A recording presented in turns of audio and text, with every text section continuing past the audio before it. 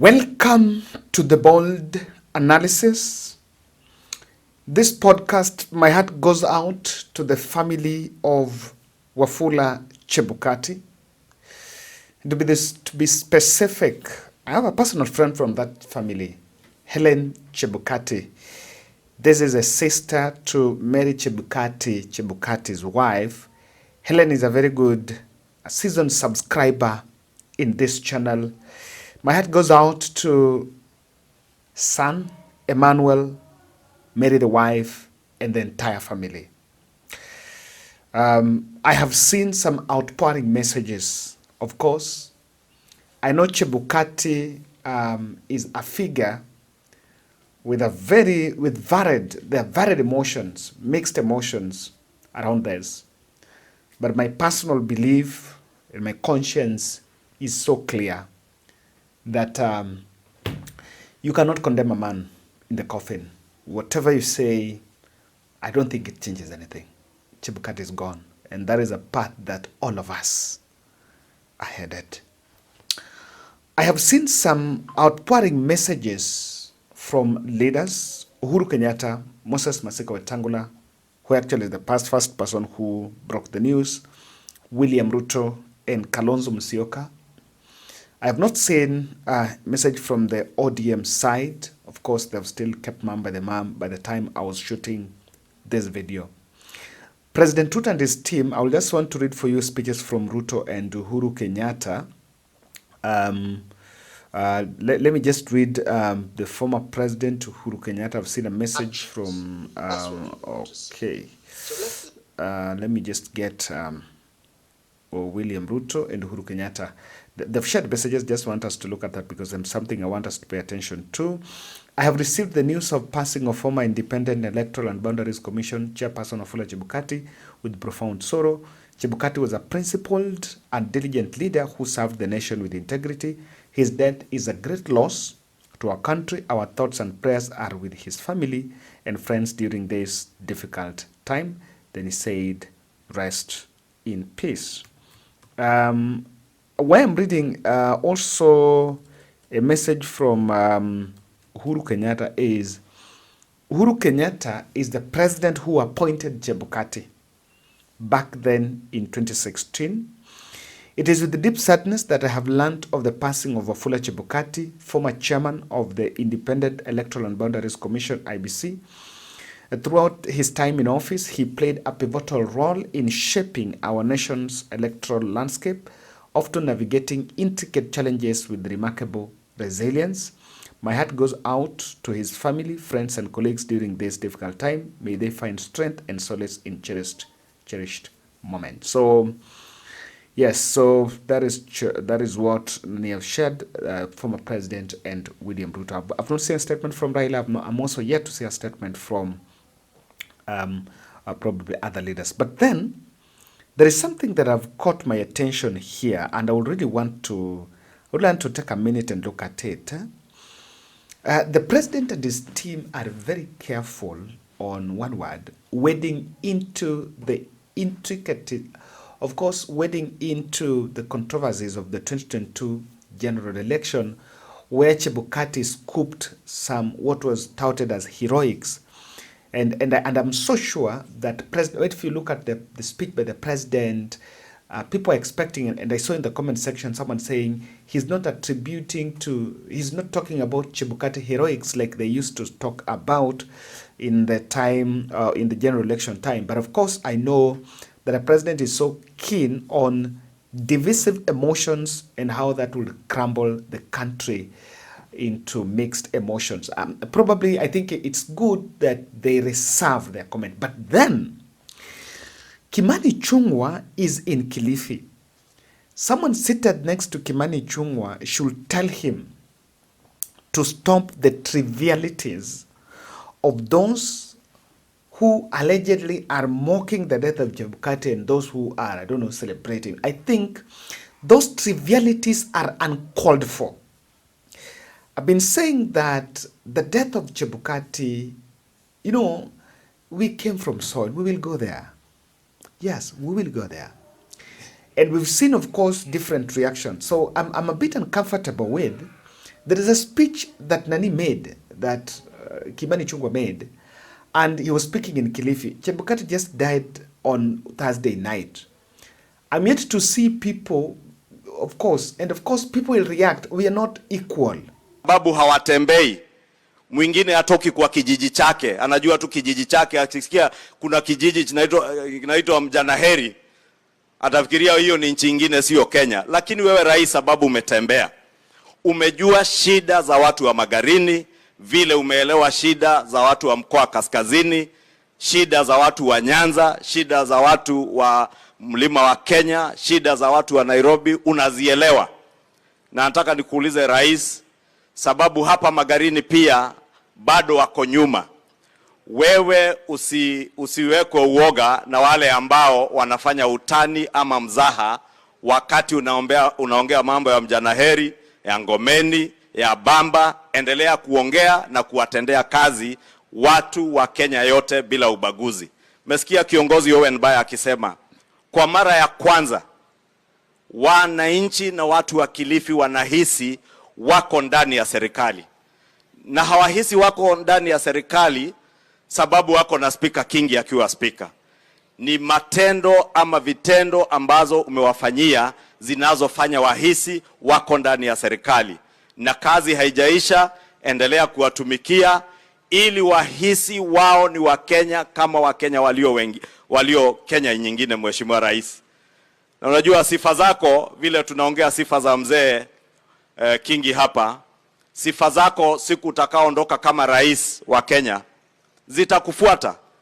Kunao wengine wamekuwa na viti kubwa, sifa ambazo zimewafuata ni sifa za ukabila, sifa za kugawanya watu, sifa za uchochezi, na hawana sifa hata ya project hata moja, iwe ni ya barabara, iwe ni ya stima, iwe ni ya kumwajiri mwalimu hapa Magarini, hawana.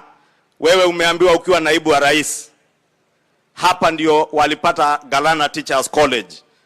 Mheshimiwa Kingi amesema ukiwa naibu wa rais, ametuambia yale mambo uliwafanyia ya kuhakikisha stima inaendelea kushikanishwa kwa manyumba ya watu, na hiyo ndio kazi na utendakazi ambayo utakufuata. Wale wa ukabila, wale wa kugawanya wa Kenya, wale wa kueneza chuki, wale wa kusherehekea mauti ama mambo ambayo wanawafikia wengine, vile Mheshimiwa Senator wa Migori amesema, tuwasamehe na tuwaombee Mungu. Ukiona mtu anasherehekea mauti, huyo sio binadamu.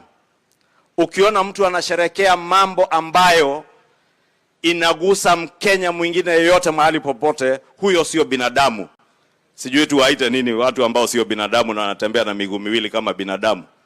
Lakini sababu tuko kanisani, Mheshimiwa Rais, nimalizie pia na kusema kuwajulisha, we don't react to death equally. Just like when something happens, when Raila lost, there are those who celebrated, there are those who are mourning it. And it is normal for people to react differently. You cannot expect the country all to be mourning Chebukati. You know, you cannot dictate, you cannot prescribe to people how you should mourn. And if there are those who feel like, I don't subscribe to that group, but if there are those who feel that in Chebukati's death, they can celebrate, I don't think the family of Chebukati should be treated to these trivialities by the leaders. It will be comfortable, fine for them to see people. They also knew that their father was in public light.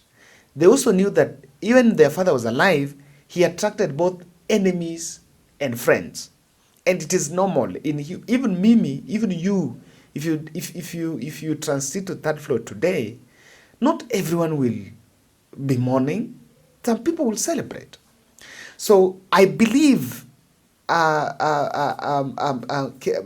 Ichun'gwa should actually spare Chebukati family of these trivialities. This speech is not the right one at this time. Listen to this. And let me tell you, what ordinarily, who do you expect to celebrate Chebukati's death as Ichun'gwa is talking there? Who do you expect? Probably it's a Raila supporter.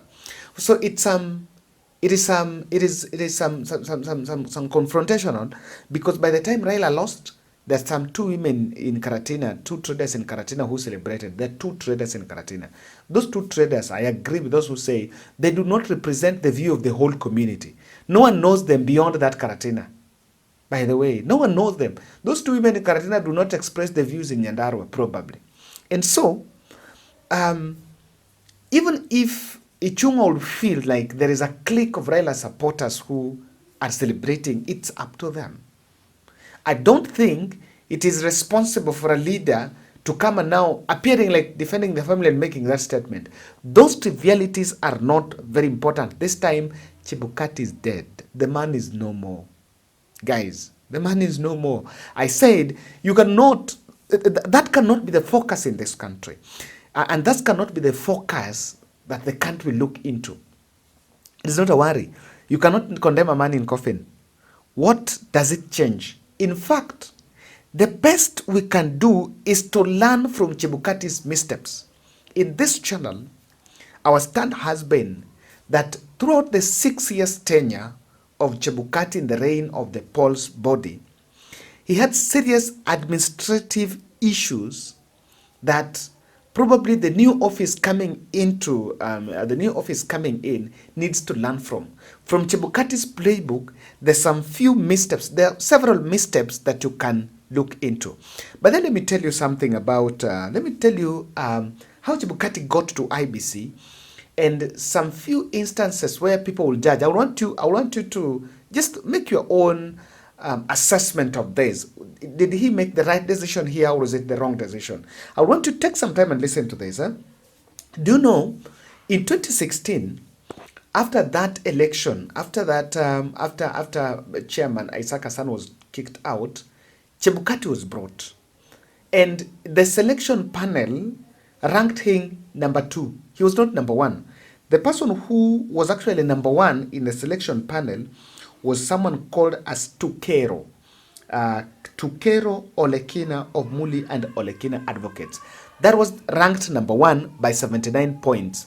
Then Chebukati was actually number 2 by 63 points. So probably they were looking at different factors. And remember, the law gives the president 2 names are forwarded for the chairman position, then the president picks one. And Uhuru Kenyatta picked Chebukati. Chebukati had been from the political benches. Remember in 2007, he vied for a parliamentary seat through ODM party. But mchezo ya town akaoshwa. That is what the papers always report. At some instances, he made decisions that people questioned. Was it really the right decision or not? And I would just want us to point out something here. In the run-up to 2017 general election, the gruesome murder of Chris Chege Musando shocked the whole commission. Akombe and many others actually did not feel comfortable, and at one point the commissioners thought of bolting out. But Chebukati held and went ahead to do that election. That election was done, even though it was so clear that with the Chris Musando murder and all those other factors that was happening, the credibility of that election was in question. Now, taxpayers' money was used, election was done, and again, it came out that it was kicked out. That election was nullified. In the first place, the commission was really feeling like it was not the right thing.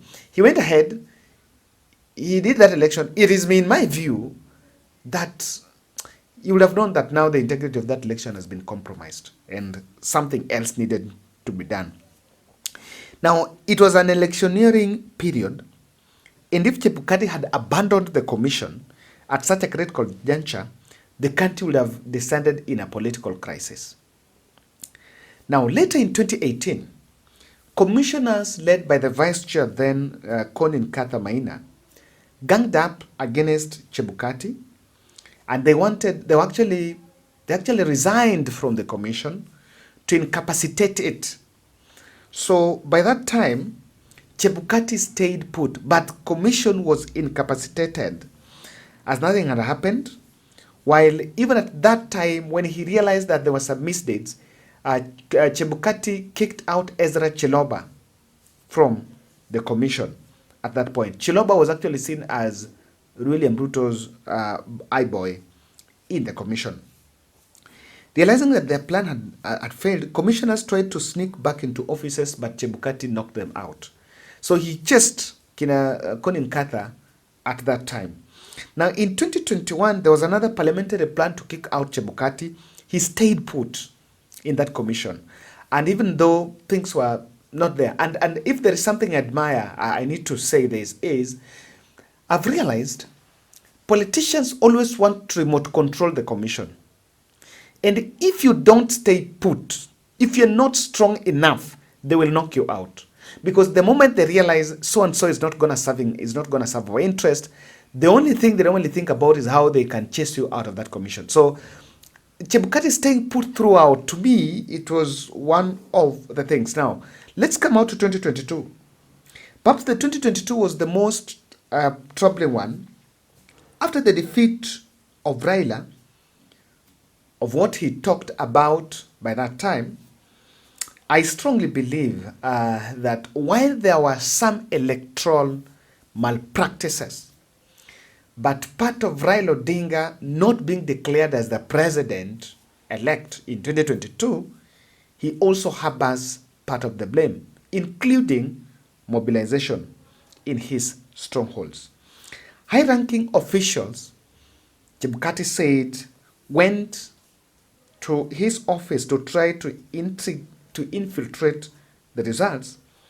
Chebukati stayed put amidst the chaos, all that, and announced Ruto as president-elect. To that end, I do have a problem with this. There was still time to announce. And to that end, yes, we've seen Chebukati consistently, of course, a man who is strong under pressure. But of course, I see him as someone who, he was not so kind to humanity, because in 2022, the gap between Raila and Ruto were only 200,000 votes. There was half of the commission that was already in Serena. Chaos already in Bomas of Kenya. Why not that Uhuru Kenyatta did not have, there was no handshake between Uhuru Kenyatta and Raila Odinga, the country was going down. The country was going down. And I always say here, I will always say in this podcast, founder members of this podcast understand that I do hold my position that William Ruto should always be thankful of Uhuru Kenyatta. Because the smooth transition of Uhuru to Ruto was because Uhuru Kenyatta had a handshake with Raila. But if Raila was alone, for him to make decision with kina Nyang'nyong'o, kina Orengo, and kina Babu, and kina Miguna, the country would have gone down. Ile vita ilikuwa inafanyika Bomas, it would have gone down to the community, and people would have also been fought. So, and to that end, I normally feel like Chebukati was not so much keen on humanity, eyes on the ball, a bit too rigid, because he just needed to play some gimmicks. Now, there are some factors on this, of course, at the death of Chebukati, that I think is going to play out, and I think politicians are really going to look at how, I'm going to pay attention how they play around it. Number one, President Ruto's win in 2022, there were heroics on Chebukati. It's going to be keen on how they navigate their messaging. I hope all of them will be in Bungoma for Chebukati's burial. We are going to pay attention into how they are going to navigate that space. What are they going to say? Will they go to, of course, speak Chebukati heroics? Paying attention, is Raila Odinga going to attend? By the time I'm shooting this video, this is already 1 p.m. Kenyan time. Raila had not issued any statement, of course, about that. It may be probably condolence. The fate of stewards, I believe the best the country can do now in honor of Chebukati is to reconstitute IBC very fast. Reconstitute the IEBC very fast. I've seen a question of why is it that, those who spearhead elections don't survive. We only have one surviving IEBC chair now, Isaka San. So the others, all the others have gone. Why? But I believe death is a natural phenomenon. And it's not, even though there are positions that sometimes if you will be cast at some point because you are custodian of people's ambitions. So ladies and gentlemen, that is my take. I still hold my position. The trivialities around the death of Chebukati, the family needs to be spared of that. The only thing we should be talking about is about the 6 years tenure of Chebukati, what he got wrong and what the country should learn moving forward. Thank you.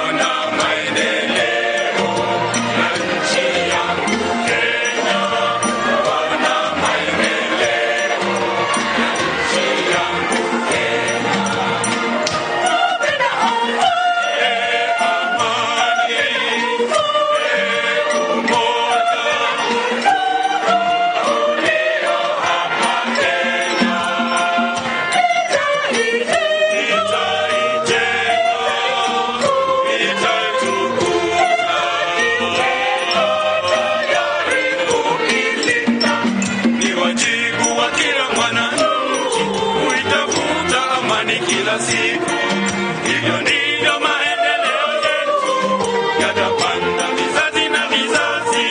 Ni wajibu wa kila mwananchi kuitafuta amani kila siku.